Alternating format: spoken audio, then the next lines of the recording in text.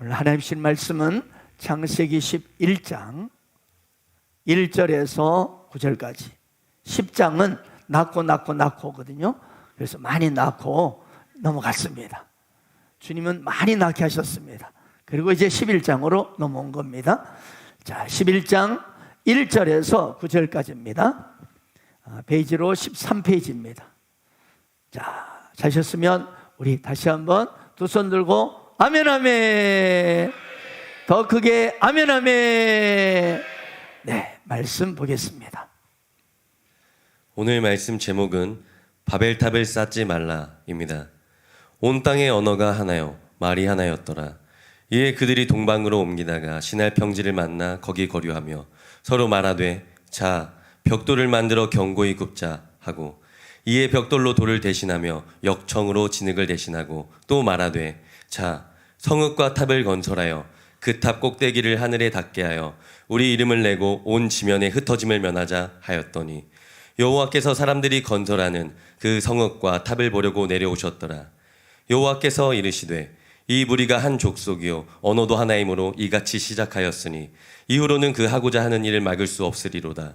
자 우리가 내려가서 거기서 그들의 언어를 혼잡하게 하여 그들이 서로 알아듣지 못하게 하자 하시고, 여호와께서 거기서 그들을 온 지면에 흩으셨으므로 그들이 그 도시를 건설하기를 그쳤더라.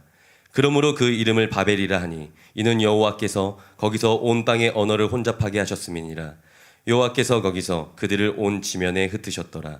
아멘. 아멘. 자, 네, 우리 말씀 잘 들읍시다. 네. 사오정이 하나님을 만났어요. 그리고 사오정이 하나님께 이렇게 물었어요. 하나님, 질문이 두 가지가 있어요. 그래서 하나님께서 그래 얘기해봐라. 그러자 사오정이 100억 년은 하나님 나라에서는 얼마나 오랜 시간인가요? 그랬더니 하나님께서 1초밖에 안 되니라. 그럼 100억 원은 하나님 나라에서 얼마나 되나요? 그야 물론 1원이지. 그럼 제게 1원만 주세요. 그래서 하나님, 오냐? 얼마 되지 않는 금액이니까 내가 들어주마. 그래서 사오정이 너무 고맙습니다. 그런데 언제쯤 주실 거예요? 그래서 하나님께서 1초만 기다려라. 1초만 기다려라. 네, 많이 웃으십시오. 네. 좀 웃음이 안 나옵니까? 그럴 때 웃어요. 그러면 어둠이 떠나갑니다. 자, 다시 한번 우리 빛이 있어라. 또 다른 우리 가족에게 빛이 있어라. 어떻게 휴가도 안 가고 예배 오셨네요. 여러분 옆에 축복이 있어요. 어떻게 휴가도 안 가고 예배 오셨네요. 당신이 진정한 예배자이십니다. 당신은 반드시 축복을 받을 것입니다. 아멘. 이솝의 우화는 우리가 많이 알고 있죠. 근데 이솝의 우화를 보면 인간의 삶을 이 동물에 비유를 해가지고 교훈을 주는 여러 가지 재미있는 예화들이 참 많습니다. 그런데 이 모든 이솝 예화의 흐름을 보면 몇 가지 주제를 다루고 있는데, 그 중에 또 하나의 가장 큰 주제가 있다면 이 교만이라는 주제입니다. 교만하면 안 된다는 거예요. 수탉 두 마리가 결사적으로 막 싸우다가 드디어 한 수탉이 뽀거요 해가지고 이겼어요. 그래서 이제는 내 천하다, 내 세상이다, 다 내 것이다, 닭들은 나를 따르라. 그렇게 아주 탁 해가지고 지붕으로 직관에게 쫙 어떻게 올라가서 지붕 꼭대기 올라서 꼭끼요 그랬답니다. 근데 그때 하늘을 날던 먹이를 찾아 헤매던 독수리 한 마리가 보니까 아니 지붕에 먹이가 딱 올라와 있는 거예요. 그래서 아멘 하고 먹었답니다. 어느 농부의 집에 수탉 한 마리와 나귀가 같이 살고 있었어요. 그런데 하루는 배가 고픈 사자가 이 농부의 집에 들어온 거예요. 먹을 만한 동물이 없나. 그걸 보고 나귀가 그냥 벌벌벌벌 떨었습니다. 나는 이제 죽었구나. 나는 이제 끝났구나. 그때 수탉이 꼬끼요 하니까 어때요? 사자가 자기 정체가 드러날 줄 알고 주인이 오면 총을 쏠 테니까 막 도망을 친 거예요. 그때 나귀가 보니까 세상에, 아니 동물의 왕이라고 말했는데 사자가 진짜 그 대단한 그런 줄 알았더니 수탉한테 쩔쩔매고 도망치는 걸 보고 이 녀석 내가 한번 손봐줘야지. 뒤따라갔어요. 너 이리 와 사자야, 어디 도망가 하고 뒤를 막 따라갔어요. 근데 도망치는 사자가 뒤를 돌아보니까 아니 먹이가 따라오는 거예요. 그래서 아멘 하고 먹어버렸답니다. 여러분 무엇을 가르치고 있습니까? 교만하면 안 된다는 거예요. 교만하면 그 인생 끝장난다는 거예요. 우리는 높은 자에게도 겸손해야 되겠지만 낮은 자에게도 겸손해야 합니다. 강을 건널 때도 겸손해야 하지만 시냇물을 건널 때도 겸손해야 합니다. 항상 겸손하라는 거예요. 오늘 우리는 본 말씀을 통해서 인간의 뭘 보냐면 뭘 봐요? 한찬이 뭘 봐요? 교만을 보는 거예요. 교만. 인간의 이 교만.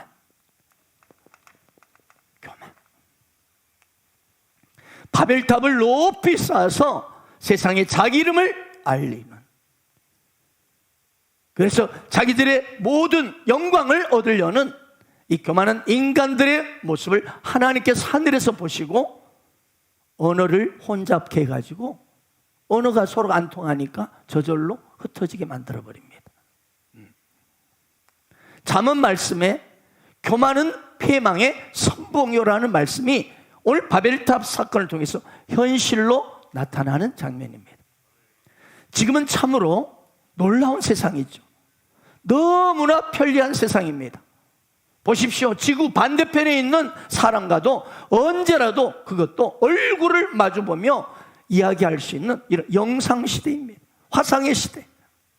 그건 물론이고 휴대폰 하나만 있으면 모든 구매, 그리고 게임, 문화, 예술, 영화, 스포츠 모든 걸 즐길 수 있는 시대입니다. 또한 곧 있으면 어떠죠? 운전자가 필요 없는 완전 자율주행차가 지금 곧 나온다고 합니다. 그리고 2년 뒤에 열려지는 이 프랑스 파리 올림픽에는요, 하늘을 날아다니는 에어택시를 운행할 예정이라고 말합니다. 택시들이 하늘로 날아다니는 거예요. 지금 스위치만 눌러주면 밥은 물론이고 설거지, 세탁, 청소, 기계 다 해줍니다. 네. 큰 집마다 다 컴퓨터가 다 지켜줍니다. 세콤이 지켜주고 텔레캅이 지켜줍니다. 그러나 분명한 것은 이런 최첨단 과학기술이 우리 인간에게 편리함을 제공해 줬다 할지라도 여러분, 교만하면 다 무너진다는 거예요. 그것을 우리는 두려워해야 합니다. 사랑하는 우리 인간이 무엇이 가장 큰 교만이라고 생각하십니까? 여러분은 무엇이 가장 큰 교만이라고 생각하십니까? 인간의 가장 큰 이 교만은 바로 하나님을 없이 사는 인생입니다. 하나님 없이 사는 이 모습, 태도, 이것이 교만입니다. 아멘. 사람이 교만하면 하나님 무시하고 하나님 떠나게 돼 있습니다. 네. 그리고 하나님 떠나면은요, 반드시 그 인생, 오늘 바벨탑처럼 무너지고 흩어지는 인생, 망한 인생이 되고 말아요. 이것을 확실히 보여주는 것이 오늘 바벨탑 사건의 교훈입니다. 본문은 이 시날 평지에 바벨탑을 쌓으려고 한 인간들의 의도가 무너지고 흩어지게 되는 내용을 기록하고 있습니다. 자, 본문 말씀 11장 1절 보십시다. 온 땅의 언어가 하나요, 말이 하나였더라. 노아 홍수 이전에 언어가 하나였어요. 홍수 이후에도 우리가 10장을 넘어갔지만 낳고 하면서 특별히 샘족들이 번성해 나갑니다. 그런데 모든 언어가, 단어가, 문법이 하나였습니다. 그들은 샘족의 언어였기 때문에 히브리어를 썼을 거라고 신학자들은 말합니다. 그래서 왜냐하면 홍수 이전에 모든 인명이나 지명을 보면 모두 히브리어로 기록되어 있어요. 여러분, 인간이 가지고 있는 특성 중에 하나가 바로 언어를 사용한다는 거예요. 그런데 이 언어는요, 하나의 사상과 생각을 만들어냅니다. 우리가 지난 2002년, 우리 청년 여러분 잘 모를 수도 있겠죠. 한일 월드컵 때 응원에 있어서는 한국 응원단이 최고라고 그때 세계 매스컴들이 막 이렇게 떠들어댔습니다. 그 대표적인 응원 중에서 아시죠? 대한민국!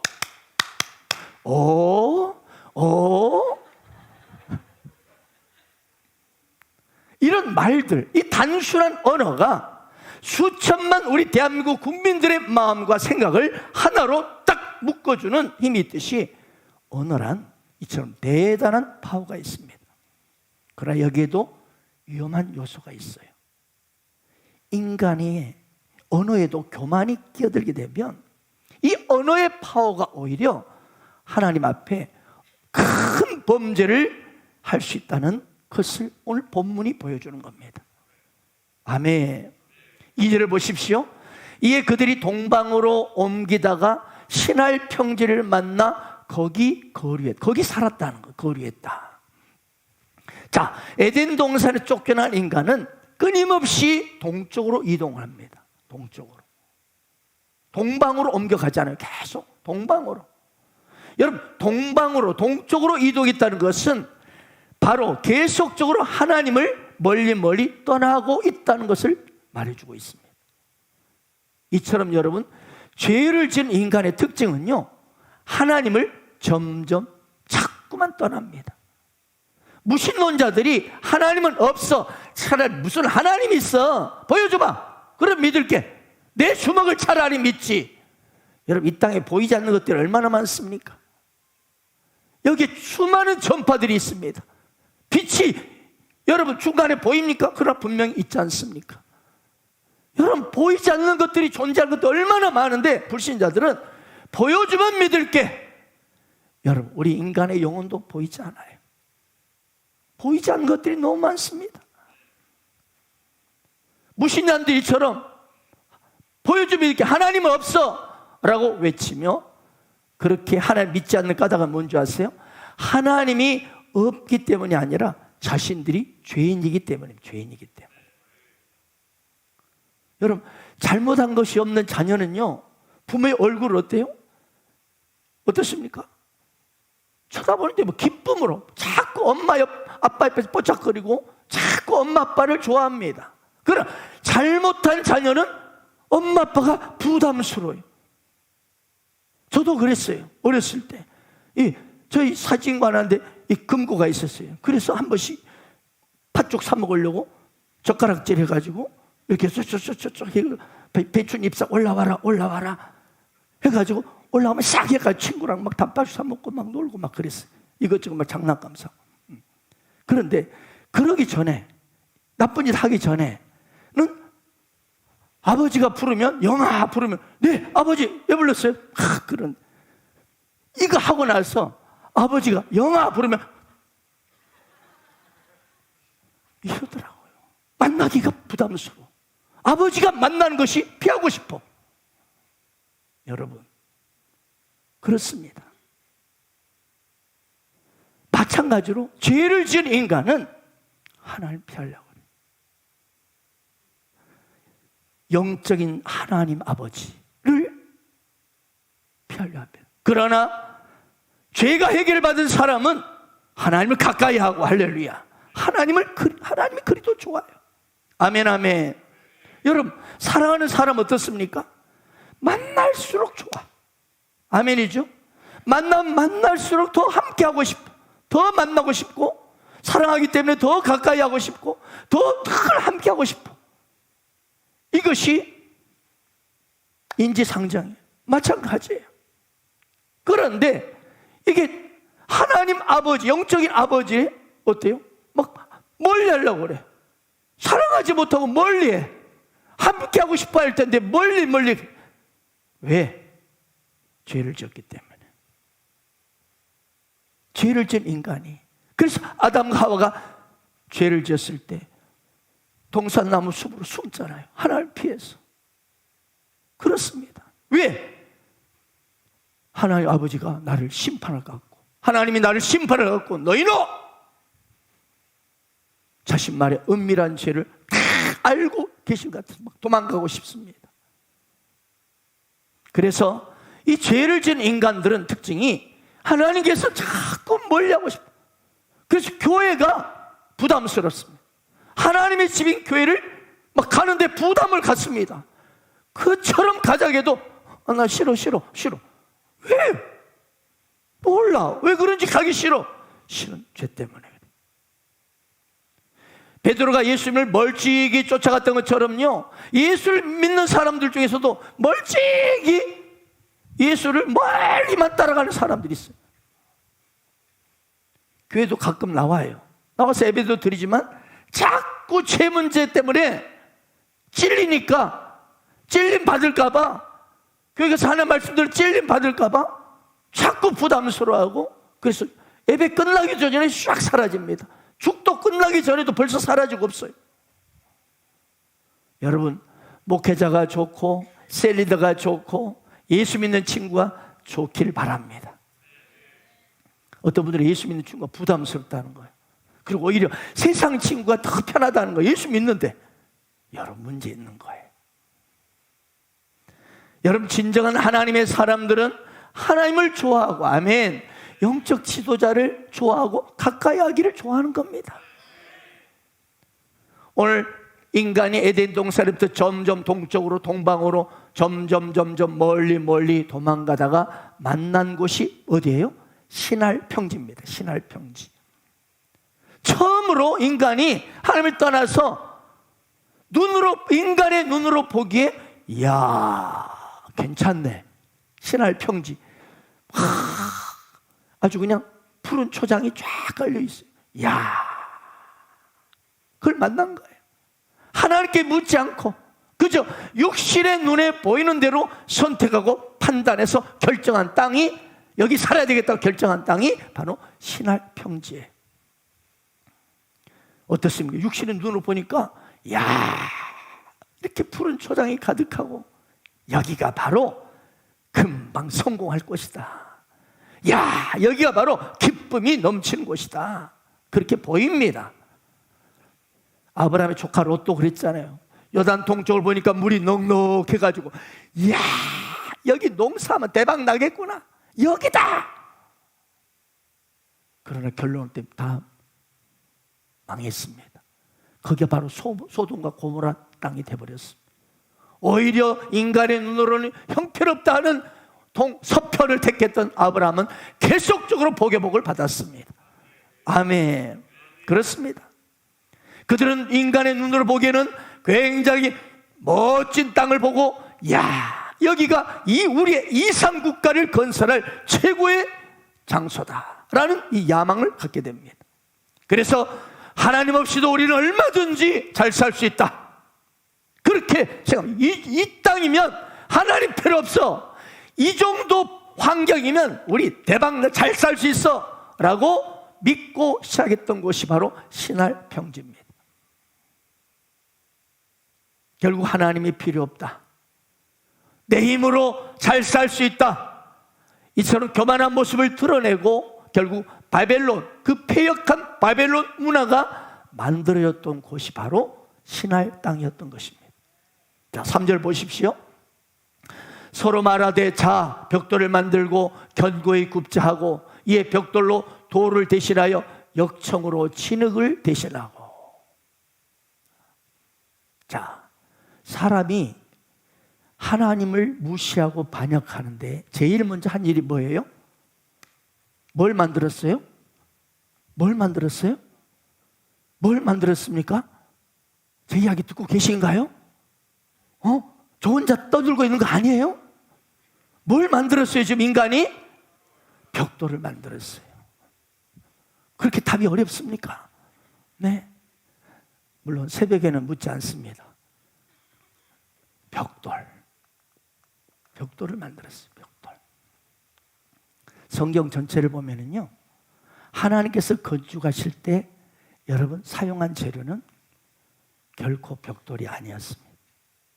하나님의 건축 재료는 돌입니다. 그냥 자연 돌입니다.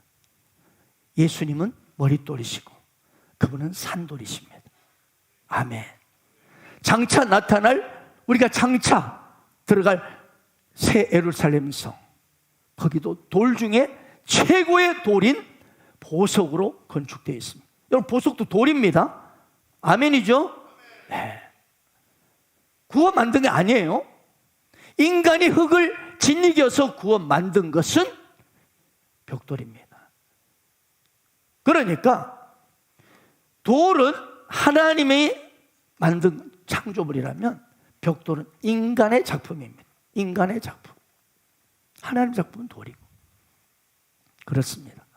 바벨탑은 진흙을 구워서 벽돌로 건축한 높은 탑이었습니다. 결국 바벨탑이 뭡니까? 하나님 도움 없이 인간이 할 수 있다. 인간이 만들어낸 것, 스스로 만들어낸 대표적인 상징물이 바로 바벨탑이었습니다. 자, 4절 보겠습니다. 또 말하되 자 성과 탑을 건설하여 그 탑 꼭대기를 하늘에 닿게 하여 우리 이름을 내고 온 지면의 흩어짐을 면하자. 사람들은 벽돌을 기초로 해서 드디어 탑을 쌓기 시작했습니다. 탑을 쌓기 시작했습니다. 쭉쭉쭉쭉. 사랑하는 여러분, 이 바벨탑 사건이 보여주는 인간의 문제가 무엇이냐? 오늘 보십시오. 이 탑 꼭대기를 하늘에 닿게 하여 우리 이름을 내고, 우리 인간의 이름을 내고 온 지면에 흩어집니다. 우리끼리 똘똘 뭉쳐서 우리끼리 잘 살자. 이게 바로 뭡니까? 한마디로 이 바벨탑은 바로 인본주의입니다. 인본주의. 인간이 근본이다. 인간이 중심이다. 이 인본주의 영어로 뭐라 하죠? 휴머니즘. 여러분, 휴머니즘 얼마나 참 귀한 말입니까? 겉으로는 이 휴머니즘은 굉장히 좋은 의미를 가지고 있어요. 인간답게 서로 인격적으로 서로 존중하며 살자. 참 좋습니다. 휴머니즘이. 그러나 여러분, 엄밀히 그 밑바닥으로 들여다보면 뭔 줄 아세요? 창조주 하나님 필요 없다. 우리 인간이 중요하다. 여러분, 세상 교육은요, 휴머니즘입니다. 네가 주인공이다. 네가 주인이야. 다른 사람 필요 없어. 그래서 자주란 말, 자주 교육. 네가 스스로 주인이다. 인간이 휴머니즘이 뭐냐면 결국 이 인본주의는, 이 휴머니즘은 인간이 주인이요 중심이다. 이겁니다. 결국 내 인생은 내 거야. 내가 주인이야. 이 사상이 휴머니즘입니다. 그래서 내 뜻대로 살고 내 노력으로 살고 내 영광만을 위해서 사는 거예요. 우리 이름을 내자. 우리. 여러분, 이것이 바로 뭐냐면 인본주의가 교만입니다. 아멘. 이것이 결국 죄의 뿌리입니다. 교만을 통해서 엄청난 죄들이 쏟아집니다. 그리고 그 인생이 망하는 거예요. 할렐루야. 여러분, 하나님이 주인이 돼야 됩니다. 신본주의가 돼야 됩니다. 그 인생이 행복합니다. 인류의 시조 아담과 하와가 범죄하게 된 계기가 뭡니까? 하나님 필요 없고 네가 주인이 되라. 인간 중심주의입니다. 에덴 동산에서 뱀, 사탄이 인간을 유혹하는 장면을 보십시오. 선악과를 따먹도록 유혹합니다. 선악과를 따먹. 선악과 어디에 있습니까? 동산에 딱 중앙에 제일 꼭대기에 딱 있습니다. 어디서든지 볼 수 있어요. 어디서든지. 여러분, 선악과가 뭘 말하는지 아십니까? 너는 피조물이다. 창조주 하나님과 피조물인 인간과의 관계 속에서 창조주 하나님의 주권을 너는 잊지 말라는 거. 이게 선악과는 하나님의 주권을 상징하는 증표입니다. 그래서 우리 인간들이 어디든지 놀든지 밥을 먹든지 즐기든지 간에 딱 보면 보이는 곳이 있어. 저 동산 중앙에 꼭대기에 딱 선악과가 보여. 그렇습니다. 인간은 어디까지나 피조물이다. 그러니 너는 하나님을 주인으로 모시고 살아야 한다 라는 신본주의 증표가 선악과입니다. 그런데 창세기 3장 5절을 보니까 뱀이 뭐라고 꼬실라이제이션을 합니까? 제가 어려운 용어 썼습니까? 어떻게 유혹을 합니까? 너희가 그것을 먹는 날에 너희 눈이 밝아져 너도 하나님 같이 된다. 야, 너 하나님 밑에 그 피조물로 살지 마. 누가 하나님이 되는 거야? 네가 하나님. 너 하나님을 주인으로 모시고 살니까 좀 피곤하지? 네가 직접 인생의 주인이 될 수 있어. 너 저 따먹어. 네가 하나님 될 수 있어. 이 말 듣고 인간은 선악과를 따먹었어. 이것이 바로 하나님의 주권, 로드십에 대한 도전이었습니다. 인간이 하나님이 될 수 있다고 착각한 거예요. 그때부터 인생이 에덴에서 기쁨이 행복이 떠나가고 그 인생 가운데 가시던 불 엉겅퀴 고통의 인생이 시작됩니다. 여러분, 내가 인생의 주인이 되는 순간 그 사람 가시던 불 엉겅퀴 인생이 시작됩니다. 그렇습니다. 하나님을 떠나고 내가 내 마음대로 살면, 내 노력으로 열심히 살면 잘 사느냐? 천만의 말씀이라는 거죠. 절대로 잘 될 수 없습니다. 여러분, 창조자 하나님을 거부하고 내가 인생의 주인 되어 사는 것, 이것이 교만이요 죄의 뿌리입니다. 거기서부터 이 인생은 참된 에덴의 그 영광과 감사와 기쁨을 잃어버리고 그 인생 가운데는 고통과 두려움, 실패가 가시던 불 엉겅퀴가 되는 거예요. 그렇습니다. 바벨탑 사건은 바로 인본주의와 교만을 대표하는 사건이었습니다. 유명한 성 어거스틴이 사람들이 다가와서 물었어요. 선생님, 예수 잘 믿는 비결이 뭡니까?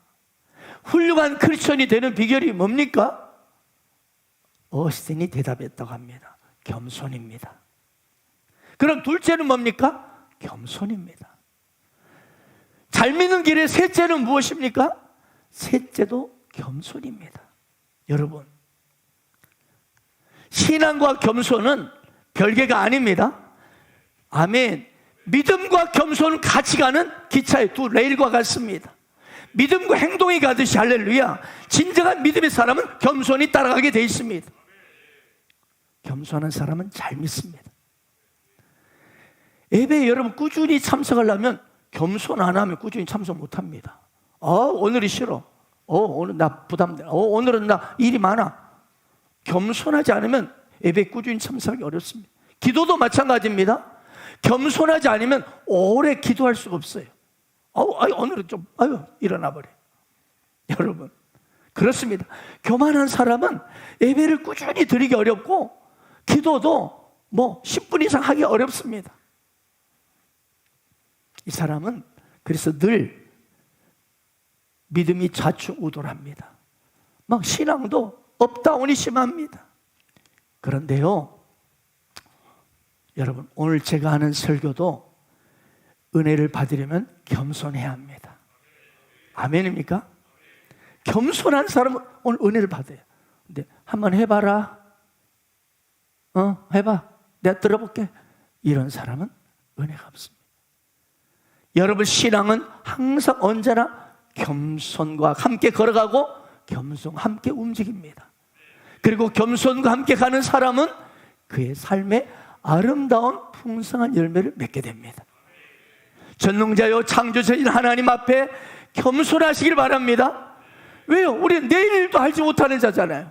내일 일도 몰라. 아니, 내일 일이 아니라 바로 1시간 후의 일도, 아니 1분 1초 후도 우리는 몰라요. 아멘입니까?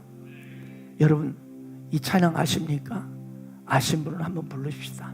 모르는 분은 가사를 생각해 봐요. 내일 일은 난 몰라요. 하루 살아요. 불행이나 여행함도 내 뜻대로 못해요. 험한 이 길 가고 가도 그쯤 없고 보내요. 주님의 수팔레미사 내 손 잡아주소서. 내일 일은 난 몰라요. 장래일도 몰라요. 아버지여 날 붙드사 평탄한 길 주옵소서. 사랑하는 여러분, 창조자 하나님 앞에 겸손하시길 바랍니다. 하나님 말씀하십니다. 들어라. 너희 중에 말하기를 오늘이나 내일이나 우리가 어떤 도시에 가서 거기서 1년을 머물며 장사를 잘해서 이익을 넘치게 보리라 하는 자들아, 내일 일을 너희가 알지 못하는도다.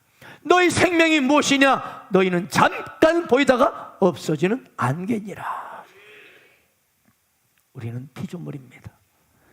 이것을 결코 우리는 잊지 말아야 합니다. 나는 피조물임을 기억할 때 창조주 하나님을 앞에서 겸손하게 됩니다. 오늘날 수많은 사람들이 왜 교만합니까? 창조자 하나님 믿지 않고 무시하기 때문입니다. 야, 하나님 필요 없어. 하나님 뭐? 하나님 믿어? 야, 나 혼자도 잘 살 수 있어. 인생은 내 것이야. 터치하지 마. 내가 주인이 돼서 열심히 내 마음대로 살면 반드시 행복할 수 있어. 여러분, 이것이 교만인 것입니다. 우리는 또 죄인입니다. 죄인이에요. 나의 추악한 죄를 위하여 이 땅에 오셔서 나를 대신에 십자가에 지신 하나님 아들 예수님을 바라보면 우리는 겸손할 수밖에 없습니다.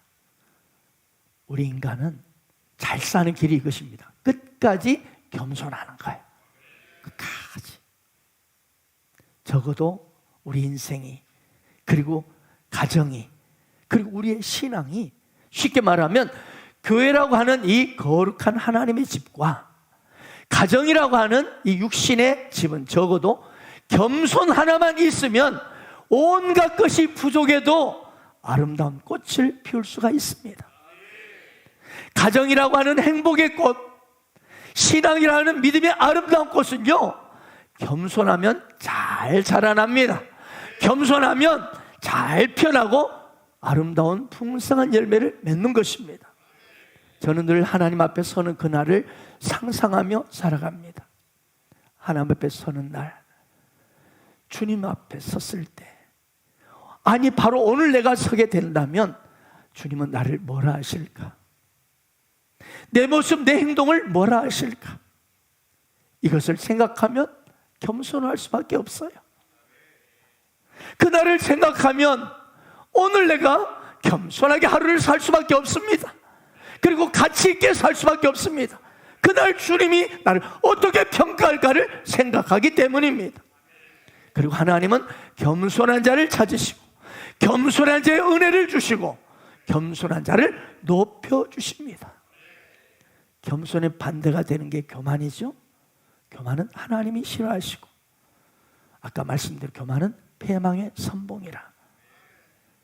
여러분, 인생 망치고 싶습니까? 간단합니다. 교만하면 됩니다. 야, 필요 없어. 나 혼자 잘 살. 야, 하나님 뭐 필요 없어, 필요 없어. 그 인생 망칩니다. 인생 망치고 싶습니까? 교만하면 됩니다. 그렇다면 아름답고 훌륭한 인생을 살아가기를 원하십니까? 겸손하면 되는 것입니다. 북미에서 제일 높은 산이 맥켄리 산이 있습니다. 우리나라는 이 산과 좋지 못한 인연을 가지고 있지만 우리에게 잘 알려진 산이에요. 이 산은 세계적으로 높은 산은 아니에요. 그러니까 대략 6,500m 정도 되는 산이에요. 그런데 우리나라의 유명한 등산가들이 여기서 많이 죽은 거예요. 아니, 그 높은 8,800m의 에베레스트 산에서는 정복하고 안 죽었는데 무려 2,300m 낮은 맥켄리 산에서는 너무나 많은 유명한 산악인들이 죽은 거예요. 유명한 고상돈 씨가 거기서 죽었어요. 우리나라의 꽤 유명한 산악인들이 다 이 산에 와서 넘어졌다는 거예요. 왜? 교만했어. 방심했어. 등산할 사람들은 그러면 여기 등산 좋아하시는 분들 있죠? 등산하는 사람들이 항상 산 앞에서 배우는 것이 있다고 그러죠. 뭐예요? 겸손이다. 높은 산일수록 하루가 다르고 1분 1초가 다르게 막 기온이 변하고 갑자기 환경이 변하고 눈보라가 몰아쳤다가 태풍이 몰아쳤다가 하는 게 산이라는 거죠. 그래서 산을 올라가는 것은 인생을 멀리 보고 올라가는 것 같다. 이렇게 말합니다. 높은 산을 바라보듯이 인생을 높이 바라보고 겸손하게 한 걸음 한 걸음 올라가는 것입니다. 아멘. 그럴 때 인생을 승리하고 신앙도 한 걸음 한 걸음 겸손하게 걸어갈 때 승리하게 될 줄 믿습니다. 잠언 21장 24절에 보니까 무례하고 교만한 자를 이름하여 망령된 자다. 교만은 망령된 자. 이는 넘치는 교만으로 행함이라. 여러분, 교만이 무서운 것입니다. 그래서 사울왕도 처음에는 겸손했어요. 사울왕. 그런데 나중에 교만해져 가지고 왕으로서 이제 큰 소리 치기 시작하니까 사무엘이 안 온다고, 야야야, 꼭 기다려, 내가 직접 제사 드릴 거야. 제사장 직분을 무시하고 자기가 제사 드리다가 버림받았습니다. 자신을 작게 여길 때는 하나님 그를 높이 올려주셨어요. 그런데 교만한 다음부터는 하나님의 영이 떠나버렸어요. 혹시 이 가운데 자존심이 센 분 계십니까? 고생 많이 하실 것입니다. 왜요? 하나님이 낮추시거든요. 여러분, 자기를 낮추면 결코 손해보는 게 아니에요. 아멘, 아멘. 낮아질수록 하나님이 높여주십니다. 하나님은 겸손한 자를 은혜를 주시고 높여주시는 것입니다. 여러분, 예수님이야말로 겸손의 최고의 모델이십니다. 아멘.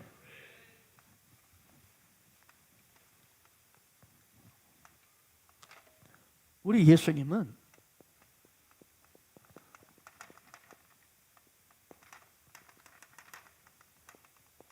겸손의 최고의 모델이십니다. 자, 말씀 보실까요? 빌립보서 2장 5절 11절입니다. 함께 한번 읽어볼까요? 시작. 곧 그리스도 예수의 마음이니 그는 근본 하나님의 본체시라. 하나님과 동됨을 취할 것으로 여기지 아니하시고 오히려 자기를 비워 종의 형체를 가지사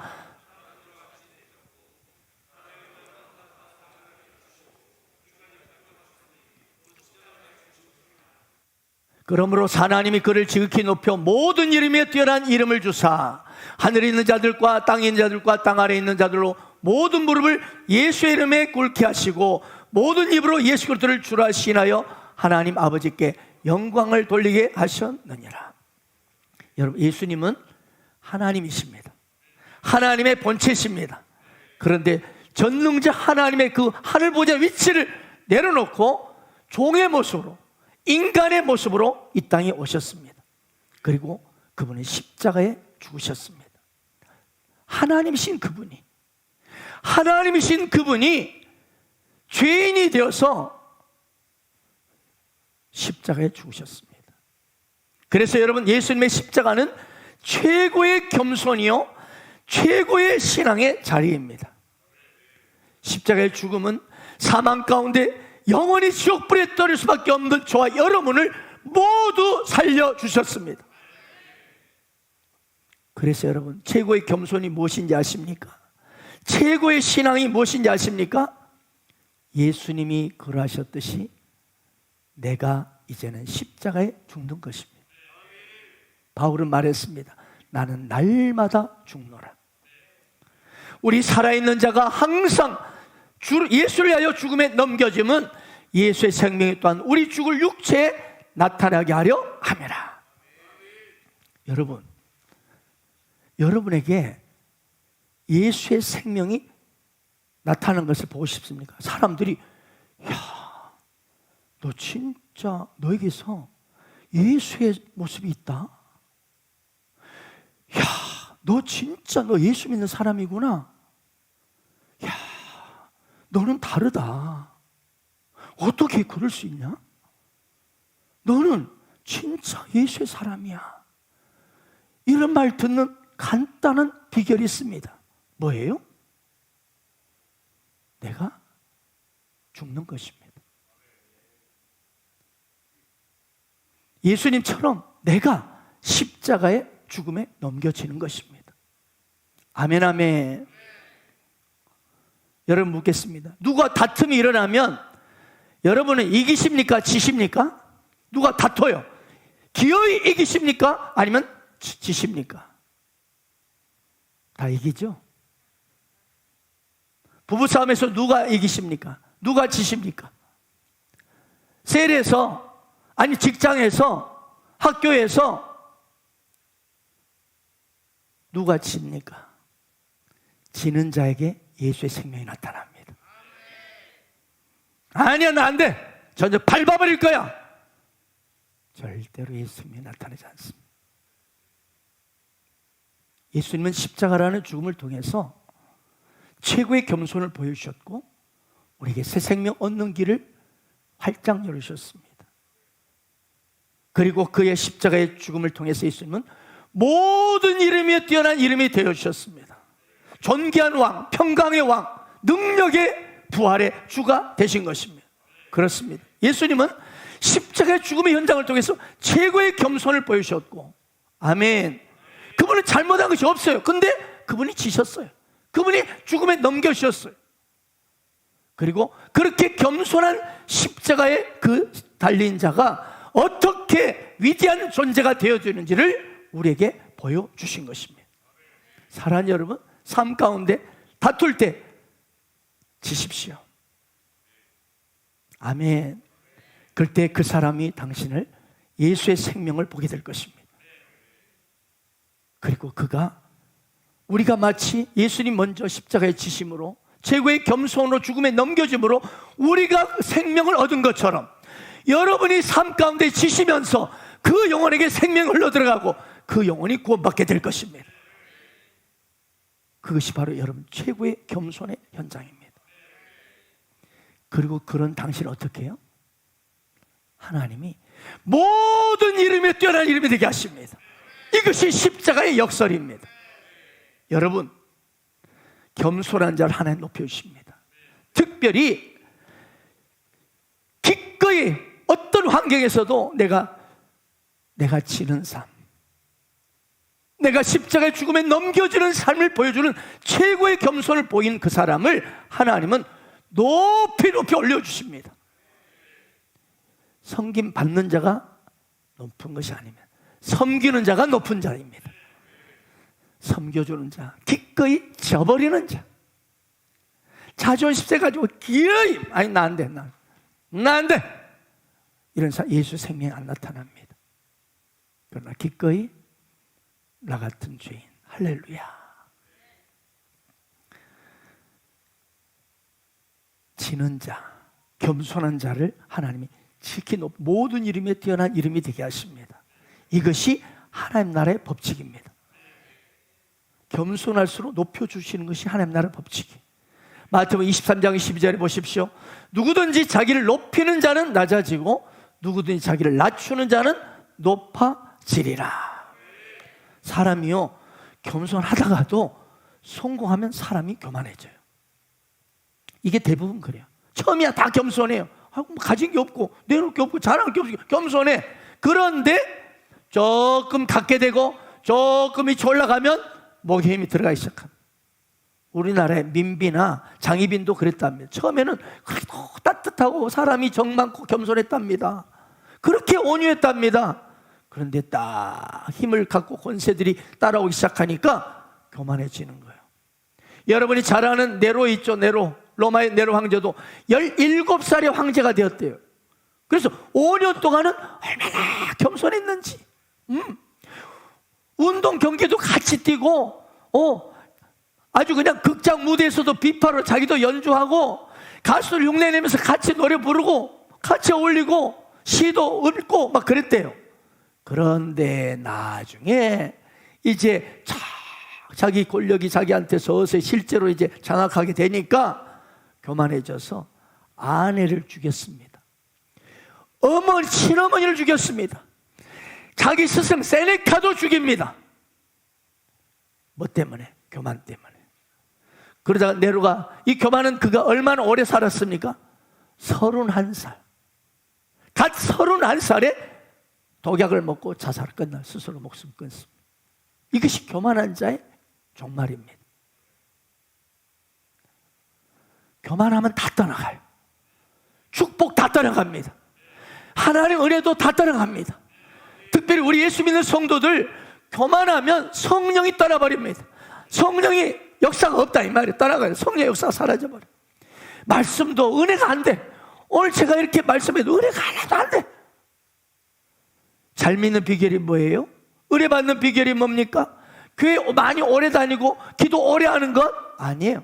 겸손한 것입니다. 독일의 철학자 니체 있죠. 니체도 처음에는 겸손했대요, 사람이. 그런데 나중에 교만해서 하나님 없어, 신은 없다, 신은 죽었다, 그러다 45살에 미쳐버렸어요. 정신 이상자.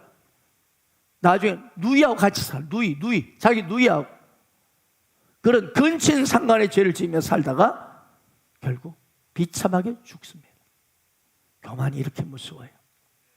우리 일생 동안 이 세상을 살아가며 하나님 앞에 적어도 겸손할 때, 할렐루야, 우리가 은혜를 주시고 우리를 들어 쓰시고 겸손한 자에게 넘치는 복을 주시는 우리 하나님인 줄 믿습니다. 미국의 유명한 이 에딘버러 대학의 제임스 심프슨 경이 있습니다. 이분은 진통제를 비롯해서 세계적인 의학품을 많이 발명해서 온 인류에게 큰 공헌을 끼친 분입니다. 그런데 이분에게 어떤 제자가 딱 말했어요. 선생님이 발명한 것 중에 가장 위대한 발명이 무엇입니까? 선생님, 가장 선생님 생각하는 위대한 것이 무엇입니까? 일생 가운데 가장 감동적인 것이 무엇입니까? 이때 심프슨이 이렇게 말했다고 합니다. 나의 인생에 있어서 가장 소중한 발견은 내가 죄인이라는 것을 발견한 것이네.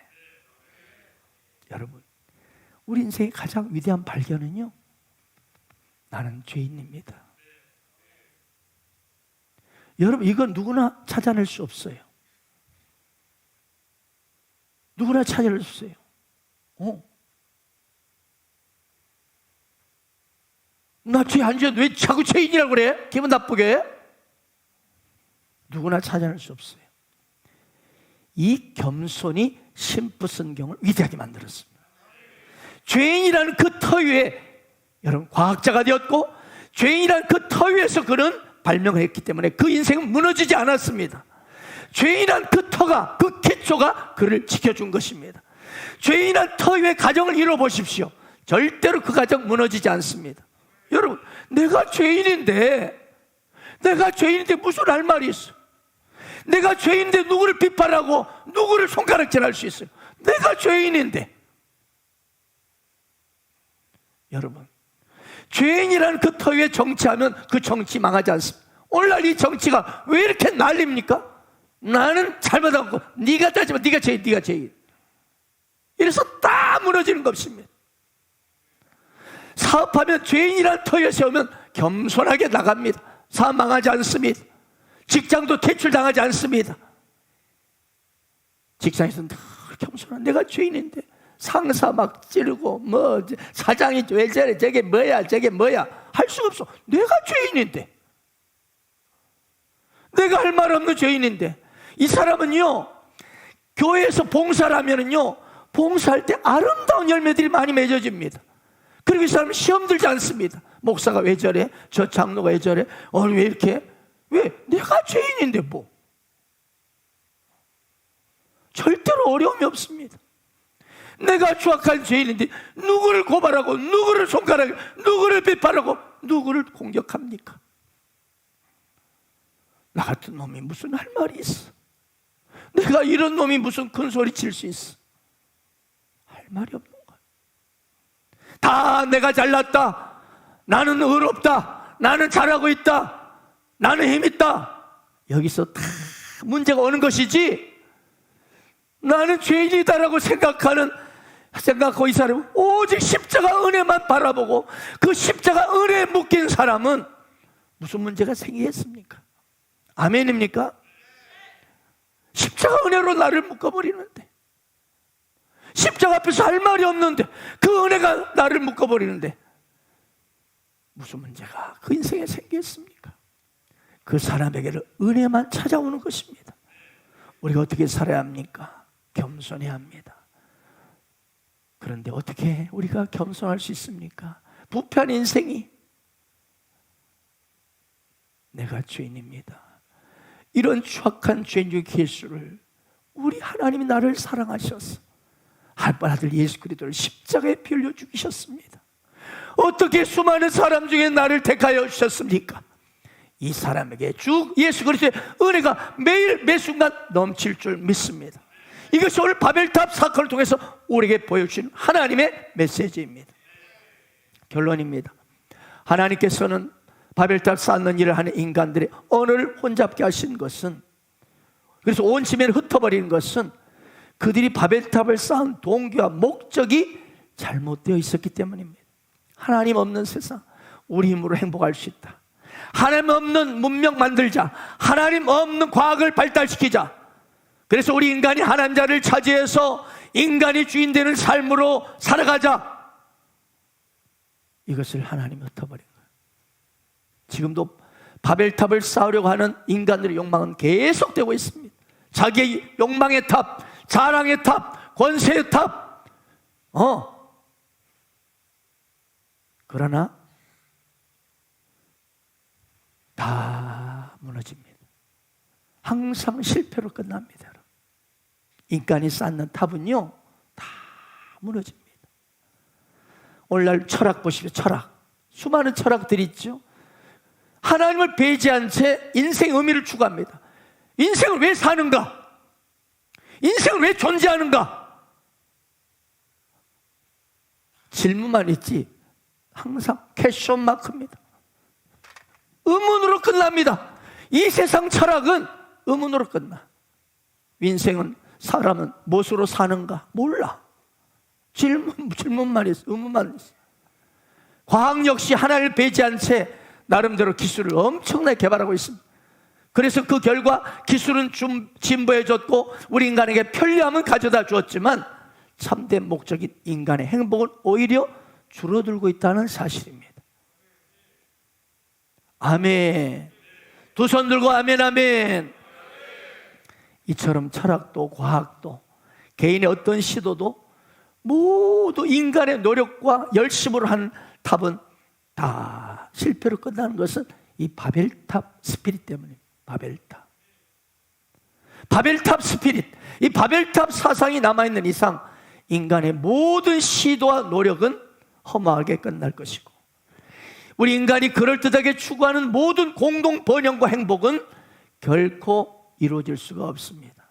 오히려 흩어짐과 반목과 경쟁만 남게 되는 것입니다. 사랑하는 여러분, 오직 인간은 오직 성령으로 하나 될 수 있습니다. 성령으로 하나 될 수 있고요, In Christ, 할렐루야, In Christ. 제가 늘 강조합니다. 내가 왜 붉은 불 쓴지 아시겠죠? 예수의 피로, 예수의 피 안에 있는 인생, 할렐루야. 늘 예수의 피를 인식하는 인생, 예수의 당신의 십자가의 보혈을 가슴에 새기는 인생. 그 사람이 참된 행복과 평안을 누릴 수 있습니다. In Christ, in Christ. 기쁠 때나 슬플 때나 창조주 하나님을 기억하시고 In Christ, 나는 그리스도 예수 안에 예수의 핏값으로 나는 이렇게 아름답고 거룩하고 의롭고 영화로운 자가 되었다. 예수의 피가 아니면 나는 아무것도 아닌 인생이라. 이 사람이 가장 겸손한 자요. 이 사람이 하나님이 높여주실 것입니다.